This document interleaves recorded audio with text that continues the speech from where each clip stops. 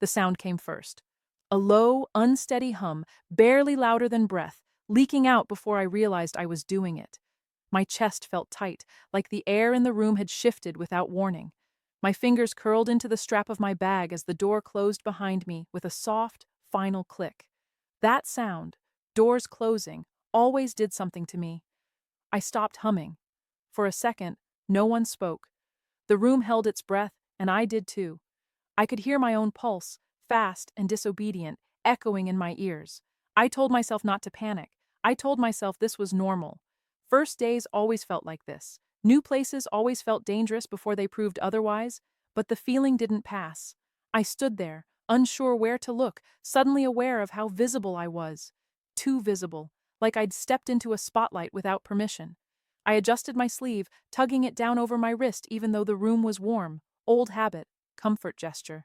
I didn't think about it. I never did. I just needed a seat. Somewhere quiet. Somewhere I could disappear until the room forgot I existed.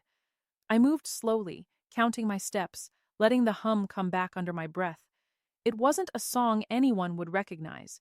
It was just sound, something to anchor me, to remind my body that I was still here, still in control. Then the air changed. It wasn't dramatic.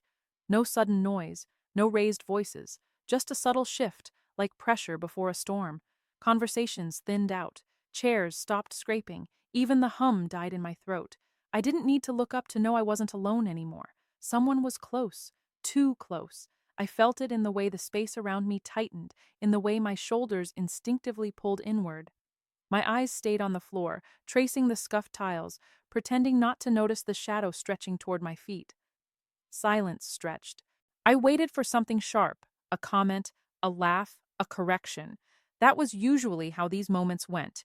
People noticed hesitation, they noticed softness, they filled the quiet with something that made it clear who belonged and who didn't. Nothing came. Instead, the presence stayed, unmoving, watching. My throat tightened. I swallowed and finally looked up. She didn't smile. She didn't frown. She didn't do anything at all. She just stood there, blocking the aisle, her gaze steady and unreadable. The kind of stillness that didn't feel passive. It felt intentional, like she'd decided to be there and the world had adjusted accordingly. I moved without thinking, stepped aside, gave space. It was automatic, the way my body responded before my mind caught up. "Oh, sorry," I said, the words slipping out too quickly. "I didn't know." I hadn't meant to sound apologetic. It just happened. She didn't answer. For a heartbeat, I thought I'd done something wrong. My chest tightened again, old fear rising fast. I braced for the correction, the dismissal, the quiet cruelty that followed mistakes like mine. Instead, she stepped past me. The space she left behind felt colder. I found a seat near the back, exactly where I'd planned. Edge of the room, clear exit, low visibility. My foot bounced once before I forced it still. I folded my hands together, pressing my thumbs into my palms the way I always did when I needed grounding. People around me whispered, glanced, leaned closer to each other. Their attention kept drifting. Not toward me, but toward where she'd gone. I followed the direction of their eyes without meaning to. She sat 2 rows ahead, center left, unapologetic posture, like the seat had been waiting for her. I didn't know why my stomach twisted at the sight. I told myself it was nothing, just nerves, just first-day math. Unfamiliar people plus unfamiliar space equaled discomfort. That was all. But I couldn't shake the sense of being measured. Every time I shifted, every time I adjusted my bag or tucked my hair behind my ear, I felt it, that awareness, like someone had tuned into my frequency. I kept my gaze forward, pretending to focus on the front of the room, even though the lecture hadn't started. People noticed things here. That much was already clear. A laugh broke out somewhere to my right, too loud, too pointed. I felt my shoulders tense before I realized they weren't laughing at me. Not this time. Still, my body reacted like it always did, preparing for impact that didn't come. I exhaled slowly, counting under my breath. 1, 2, 3. The hum tried to come back. I swallowed it down.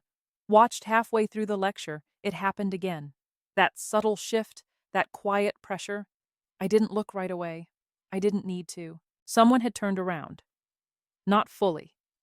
just enough. I caught it in my peripheral vision, the angle of a shoulder, the tilt of a head. Her gaze met mine briefly, unflinching, before returning to the front like nothing had happened. My pulse stumbled. It wasn't curiosity. It wasn't casual. It felt deliberate, like a question I didn't know how to answer. I told myself I was imagining it. People looked around all the time. It didn't mean anything, except it kept happening. Small, controlled movements, a glance, a pause. Always when something shifted around me, a whisper, a laugh, a chair scraping too close. She noticed before I did. That scared me more than the attention ever had. It happened near the end of the hour. Someone behind me leaned forward, voice low but sharp, words aimed just close enough to land. I felt the familiar freeze settle in my limbs, the split second where my mind went blank and my body forgot how to respond. I stared at my notes, pretending not to hear. Before I could decide whether to move, to shrink, to endure, the pressure lifted. A shadow crossed my desk. She stood up, slowly, no rush, no anger on her face, just that same calm, controlled stillness. The voice behind me stopped mid-sentence. She didn't say a word, didn't look at me, just stood there long enough for the message to settle, then stepped aside, creating space where there hadn't been any. The room felt different afterward, quieter, heavier. I didn't thank her. I didn't even look up. Part of me wanted to disappear. Another part, one I didn't trust, felt something dangerously close to relief. When the lecture ended, she left without a glance back. No explanation, no acknowledgement, just absence. I stayed in my seat long after the room emptied, staring at the place where she'd been.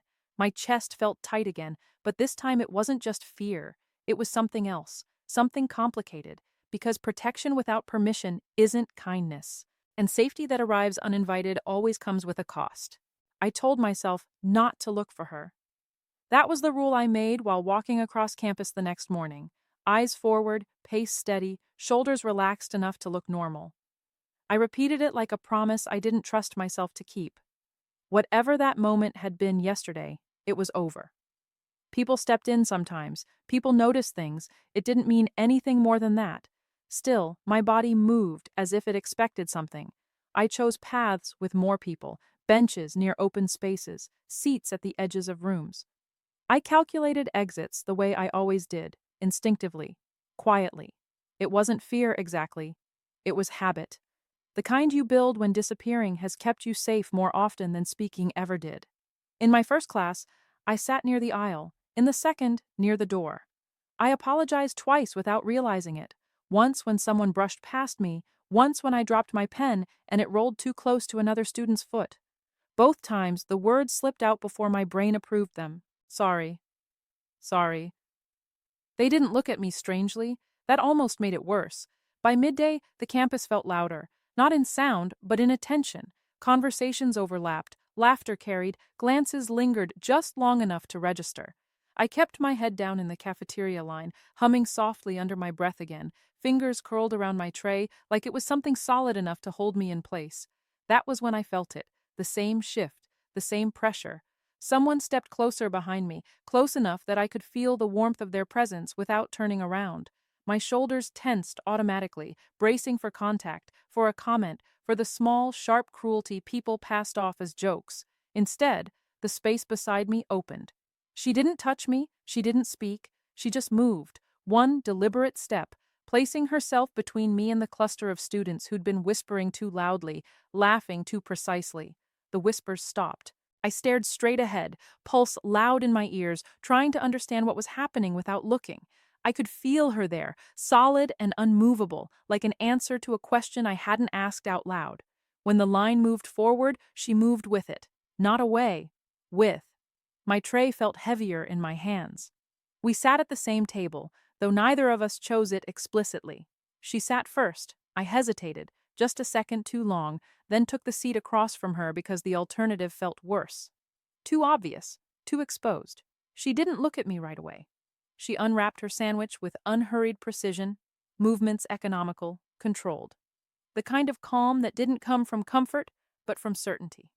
I watched her hands before I realized I was doing it. They were steady, no wasted motion. When she finally lifted her gaze, it wasn't to stare. It was to check something, to assess. I looked down immediately. Sorry, I said quietly, not sure what I was apologizing for this time. She paused. You don't need to do that, she said. Her voice was low, even, not unkind, not gentle either. I nodded, though my chest tightened. I didn't know how to respond to statements like that. They felt like traps, well-meaning ones maybe, but traps all the same. Around us, the room buzzed back to life. Conversations resumed, but they flowed around our table like water around a rock. People glanced, looked away, looked again. I noticed it in the way their eyes flicked toward us and then quickly elsewhere, as if acknowledging something they didn't want to get caught noticing. I shifted in my seat. She noticed, not in a way that felt intrusive, just observant, like she was tracking changes in the environment. You can sit somewhere else, she said after a moment, if you want. The words were neutral. The implication wasn't. If I left, the space she'd created would close. The whispers would come back. The protection, unspoken, unexplained, would disappear. I stayed. That's okay, I said. I mean, this is fine. She inclined her head slightly, as if accepting a decision that had already been made. For a few minutes, we ate in silence. It wasn't awkward. That surprised me. Silence usually pressed on my chest, made me feel like I was failing at something. This silence felt structured, intentional, safe. That thought scared me enough that I almost stood up. Instead, I focused on my tray, on the taste of food I wasn't really tasting. My mind kept circling the same questions, none of them brave enough to reach my mouth. Why me? Why now? Why this? A laugh broke out at a nearby table, sharp and pointed. I flinched before I could stop myself. She noticed. Her posture shifted subtly. Not aggressive, just alert, like a door quietly locking. The laugh died down. I didn't thank her. I didn't know how. Gratitude felt dangerous, like it would bind me to something I didn't understand yet. When we stood to leave, she moved first, clearing a path without looking back to see if I followed. I did. Outside, the air felt cooler. The space between us stretched as we walked, but the sense of being shielded didn't fade. Students passed us, some nodding to her, others avoiding eye contact altogether. No one addressed me directly. It was like I existed in her shadow. At the steps near the main quad, she stopped. I almost walked into her. This is where I turn, she said. Oh, I replied. Okay. Thanks for earlier. The words felt insufficient, too small for the weight of what she'd done. She studied my face for a moment, expression unreadable.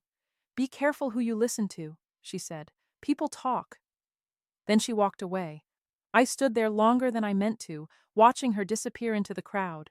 My chest felt tight again, but not with fear, with something closer to wanting. Later that afternoon, as I passed a group of students near the library, I heard it. A low voice, not meant for me, but not hidden either. That's her, someone said. The one she's been hanging around. Another voice followed, quieter. You don't want her attention. Trust me. I kept walking, heart pounding, the words echoing in my head. The warning didn't match the protection I'd felt, and that contradiction settled deep in my chest, heavy and unresolved. By the time I reached my dorm, I understood one thing with unsettling clarity. Whatever I'd stepped into, it wasn't accidental. And whatever she was offering me, space, safety, silence, it had been chosen. It started small. That was how these things always began. Quiet enough to doubt yourself, subtle enough to excuse. A look that lingered a beat too long. A laugh that cut short when I passed. My name said softly, then swallowed by noise before I could turn. I noticed everything. I always had. The problem was never awareness. It was deciding what to do with it. By the third week, people had learned the pattern. When she was near me, they kept their distance. When she wasn't, the space closed in again. Not aggressively, not openly, just enough to remind me of where I stood. I told myself it didn't matter. I wasn't here to be liked. I was here to get through the days quietly, to finish what I started, to leave without making ripples. That had always been the plan. Then Lydia noticed me. She didn't approach at first. She didn't need to. Lydia moved through the campus like she owned it. Confident, polished, always surrounded. People laughed when she laughed, listened when she spoke. Her approval felt like currency. I became aware of her in pieces. A comment dropped into a conversation I was supposed to overhear. A glance paired with a smile that didn't reach her eyes. A photo that appeared online from a group project I hadn't known was public. In the photo, I was caught mid-sentence, mouth open, shoulders curved inward. Someone had added a caption underneath, harmless on the surface, enough to sting if you knew how to read it. My stomach dropped when I saw it. I closed the app, opened it again, closed it once more. The familiar freeze settled in, thick and heavy. My first instinct was to disappear, to wait it out, to let it pass. That instinct had kept me alive before. The whispers grew louder. I heard my name paired with questions, speculation, a narrative forming without me. I didn't correct anyone. I didn't defend myself. Every time I thought about speaking, my throat tightened, my pulse spiked, and the words turned brittle in my mouth. She noticed before I said anything. I felt it one afternoon in the library. The way the air changed, the way the room seemed to orient itself around her presence. I didn't look up right away. I didn't need to. Lydia was laughing too loudly at a nearby table, phone in hand, voice carrying just enough. I could feel the attention bending toward me, could feel the moment building like pressure behind my eyes. Then the laughter stopped, not abruptly, intentionally. I looked up just in time to see her straighten in her seat, smile faltering as she caught sight of who stood behind her chair. No words were exchanged. None were needed. She left early that day. By evening, the photo was gone. No explanation, no apology, just absence. People noticed. They always did. Conversations shifted. The whispers took on a different tone, cautious now, speculative. I felt it when I walked across campus, when I sat down in class, when I entered rooms that had once felt hostile. The relief came fast, too fast. I found her outside the science building later that week, leaning against the brick wall like she belonged there. The late afternoon light caught the sharp lines of her profile, softened them just enough to make my chest ache unexpectedly. I stopped a few feet away, unsure whether to approach or keep walking. "You didn't ask," she said without looking at me. "Ask what?" I replied, the words coming out softer than I intended. "Why it stopped?" I hesitated. She was right. I hadn't asked. Part of me didn't want the answer. Knowing things had a way of complicating survival. "Thank you," I said instead, "for handling it." She finally looked at me then, gaze steady, assessing. There was no warmth there, no reassurance, just attention, focused and sharp. "Be careful," she said. "Some people don't like being corrected." The warning lingered between us. I nodded. "I will." It wasn't a promise I knew how to keep. The next time I saw Lydia, she smiled at me, wide, polished, like nothing had happened, but her eyes flicked past me, to where she stood nearby, watching, and something unreadable passed across her face. Later that night, I overheard it by accident. Two voices in the stairwell. Lowered. Urgent. "She thinks she's untouchable now," one of them said. A pause. "You know what happened last time someone crossed her," the other replied. "There's history there. Stuff people don't talk about." My heart pounded. I stepped back quietly, retreating before they could notice me. The words echoed in my head, heavy and unfinished. History. Stuff people don't talk about. When I got back to my room, my phone buzzed. A notification I hadn't expected. A message request. From Lydia. I stared at the screen for a long moment before opening it. Just one line.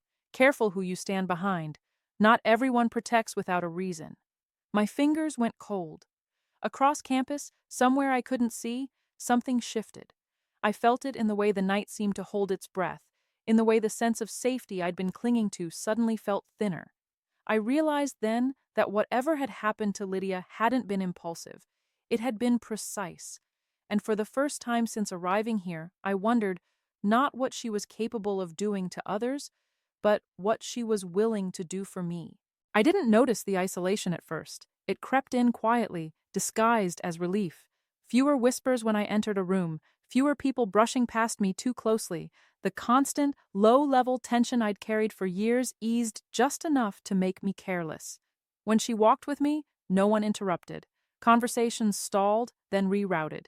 Seats remained empty on either side of us, as if the space itself had been marked. I told myself it was coincidence, that people were busy, that I was imagining patterns because my mind was wired to look for them. But patterns don't imagine themselves. I stopped sitting with the few classmates who'd tolerated my presence before, not because they pushed me away, because I didn't want to risk what happened when she wasn't there. The contrast was too sharp, too exhausting. With her, the world felt contained, predictable, safe. That word landed differently now. Heavier, conditional. We didn't talk much. That became our rhythm. Walking side by side between buildings, sitting across from each other in the cafeteria, standing near enough that I could feel her presence without needing to see her. She never rushed me, never demanded attention. She simply adjusted, slowing her steps to match mine, shifting her stance when crowds pressed in, positioning herself so I didn't have to. It felt thoughtful. It also felt deliberate. Once, when I mentioned a group project, she asked who I was working with. Just asked. Casually. I told her, and the next day, one of the names was reassigned without explanation. I didn't question it. I told myself it was administrative. Random. When I hesitated outside a lecture hall, she stopped too. Waited without comment. When I flinched at a sudden laugh behind us, she turned just enough to block the sound, her body angled between me and the noise. Shared silence replaced dialogue. It was easier that way. Safer. I noticed the warmth of her coat when she stood close, the way she adjusted the window in a room before I realized I was cold, the way she anticipated things I hadn't said out loud. That should have comforted me. Instead, it unsettled something deep in my chest. One afternoon, I tried to sit somewhere else, just to see if I could. The seat was open, neutral, unclaimed. She noticed immediately. Her gaze flicked to the empty chair beside her, then back to me. She didn't call me over, didn't gesture, she just waited. The room seemed to hold still with her. I sat beside her. The relief came fast, followed by a sharp, unexpected guilt. I hadn't been pushed. I'd chosen this. That distinction mattered to me, maybe more than it should have. Later, alone in my room, I tried to replay the day and find the moment where choice had turned into habit. I couldn't. The transition was too smooth, too quiet. That night, my phone buzzed, a message from an unknown number. "You should be careful. People notice who you stop talking to." I stared at the screen, pulse quickening. I didn't reply. I didn't delete it either. I set the phone face down on my desk and sat on my bed, hands folded, waiting for the feeling to pass. It didn't. The next time we were alone, I almost asked her about it. The question hovered at the back of my throat, fragile and dangerous. But when I looked at her, calm, composed, watching the world like it was something she'd already solved, I swallowed it down. Asking questions had consequences. I'd learned that early. We stood near the edge of campus, the evening air cool and still. She leaned against the railing, arms crossed, eyes tracking something in the distance. "You don't have to stay with me," she said suddenly. The words landed wrong. Too careful, too controlled. "I know," I replied. "People talk," she added. "They'll say things. It won't stop. I'm used to that." She turned then, studying me in a way that made my breath hitch. There was something different in her expression. Tight, restrained. Not anger. Something closer to concern, edged with something I couldn't name. "They don't get to decide who you listen to," she said. The statement sounded like reassurance. It also sounded like a boundary. I nodded, even though a part of me recoiled, even though another part leaned in, desperate for the certainty her presence offered. When I got back to my dorm, I realized I hadn't spoken to anyone else all day. Not really. A few polite exchanges, a brief thank you to the barista. Nothing that required me to exist beyond the edges. I sat on my bed, the room quiet, and felt the weight of that realization settle in. Safety shouldn't feel this narrow. The next morning, I woke to a message waiting on my phone, a name I hadn't seen in weeks. "We miss you. You don't have to disappear, you know." I stared at the words, thumb hovering over the screen. My chest tightened, the familiar indecision rising fast. Before I could respond, another message came through. From her. "Don't answer that." I froze. There was no threat in the words, no demand, just certainty. I looked from one message to the other, the space between them suddenly heavy with meaning. Outside my window, the campus moved as it always did, students crossing paths, laughter drifting upward, the illusion of choice intact. Inside, something shifted. For the first time, the safety she offered felt less like shelter and more like a line being drawn.